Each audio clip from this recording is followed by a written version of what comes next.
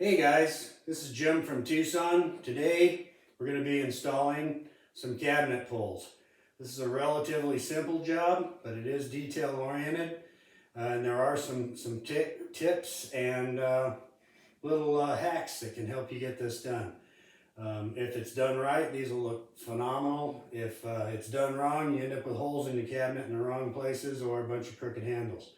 So let's do this right. We're going to start out with the handles.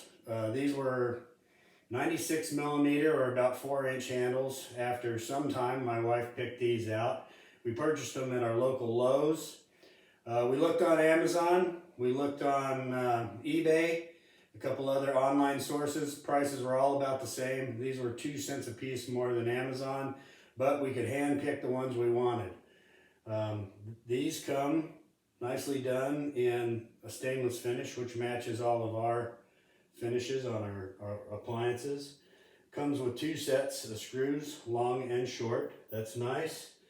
They come well packed in a nice heavy plastic bag with the screws in a separate plastic bag so you don't get Mars on the finish. We still looked at all our finishes. We made sure that we got our handles all out of the same lot. There were a couple different lots when we went down there, and we were buying 40 of these, so we wanted to make sure we got them all from the same lot so there wasn't a little difference in color. Might not have mattered at all, but it was just a detail. One of those things you should look out for. Tools, we're going to need a little awl. Our template kit is a Liberty alignright template kit. It comes with a drill bit. That's the correct size, not the drill, but the bit. And it comes with 2 templates. One is for doing drawers. One is for doing corners for your pulls. These are pretty nice. I took a minute and seasoned mine with a Sharpie on the exact size that we were doing, which was the 96 millimeters. The template covers a bunch of different size pulls. Since you're going to be doing this over and over again, if you take a minute and season this, it helps a lot on keeping you focused so you don't put a hole in the wrong place.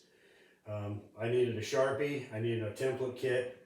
I used a little punch awl, even though the template kit instructions showed them using pencils to do all this marking. These holes are very small, so I used a fine nail, a pair of vice grips to make tiny marks that I could then verify, holding my pull up to the right area to make sure I definitely put the marks in the right place.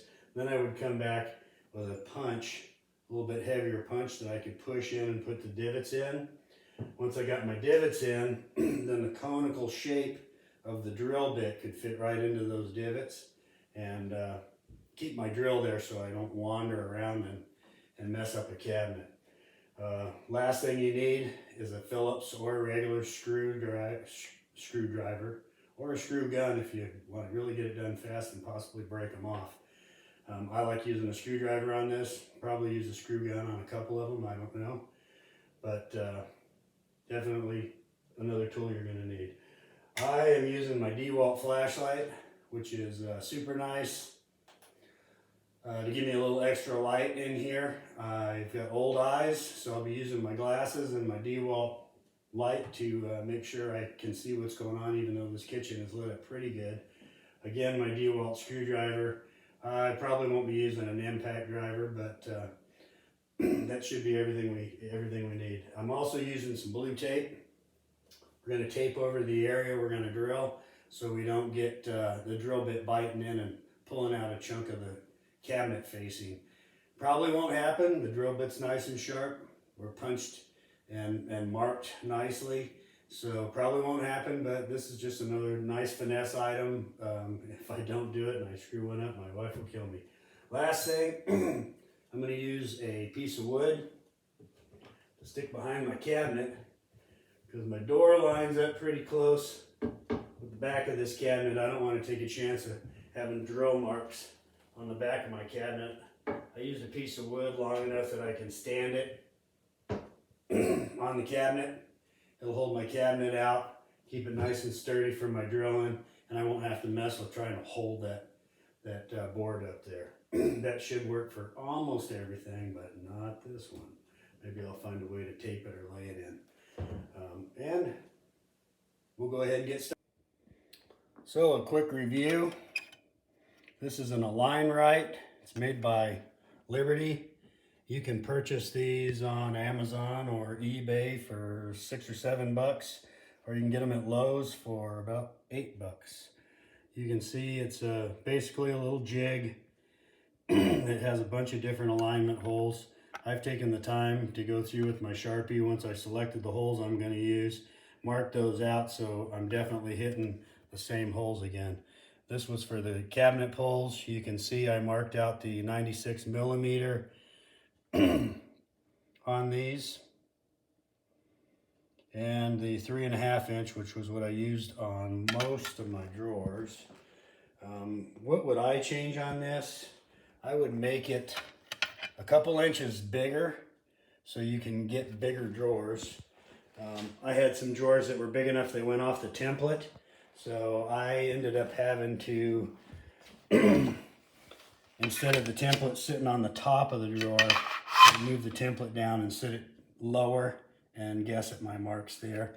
But it worked out fine. Just took a little ingenuity, which is not the point of the template.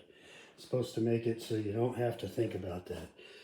But it worked pretty good. I would make these templates softer, so if you've got an indentation like this, it'll bend in a little bit. That would have been nice because I had a pretty long throw, but it wasn't a big deal. Just keep your tool straight and it'll work out just fine. Again, there we go. Tools we're using today are a punch and a screwdriver. We already used our Sharpie to do our marking.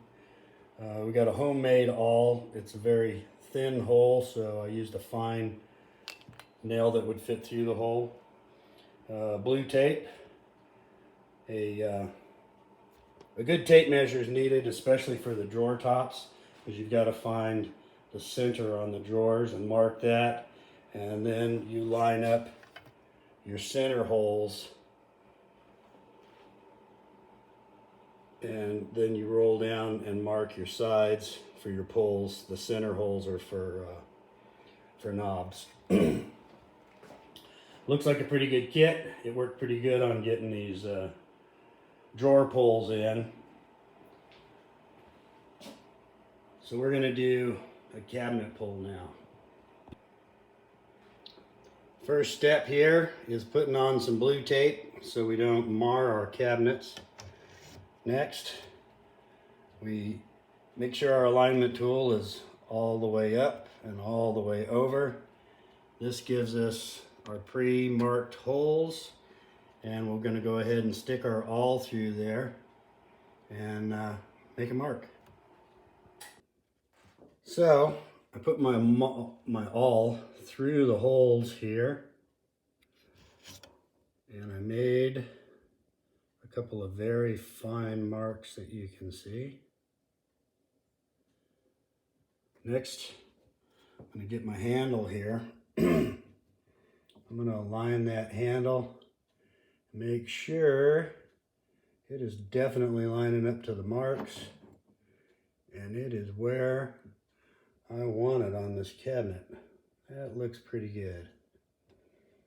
Next thing I'm going to do is take my punch here, carefully get it right on my little marked hole, and press that in to this cabinet wood.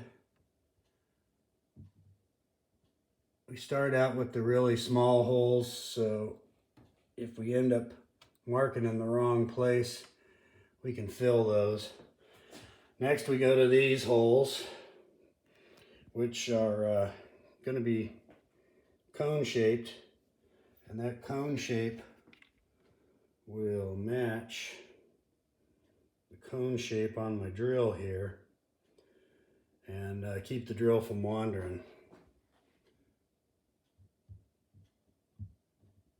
So we're going to get that drill in there, in the hole, just where it should be. Start out nice and slow. Want to make sure that drill is good and going in good and straight in all 4 directions here. Well, 2 directions. And we're drilling.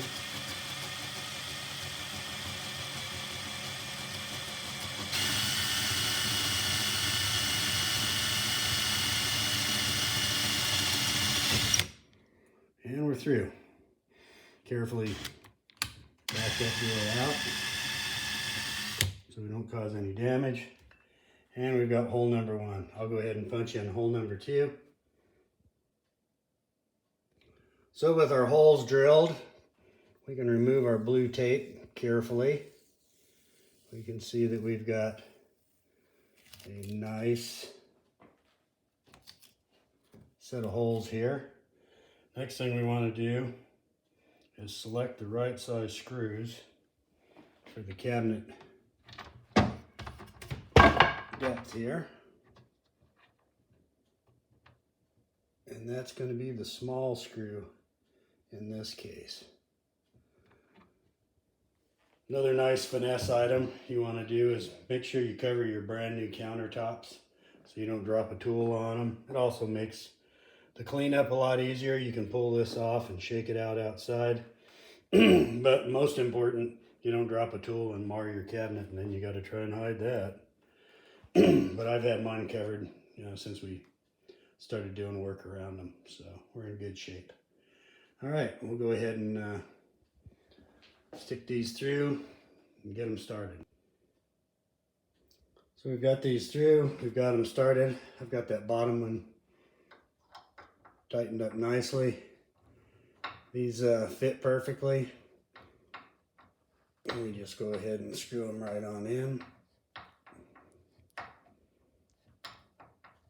You can use a Phillips or a regular screwdriver here. If they start getting tight, then I'd switch from a Phillips to a regular. But a Phillips is always a easier screw to use. You want to roll these down snug. We're not trying to torque these things in. They're all made out of pot metal, so they will break if you over tighten them. There we go. That is a perfect pull, put on there perfectly, lined up with our Liberty alignment tool jig. Now I only have to do this about 100 more times on all these and all these. But first world problems, right? All right, thank you for watching. That's what we're going to be doing today.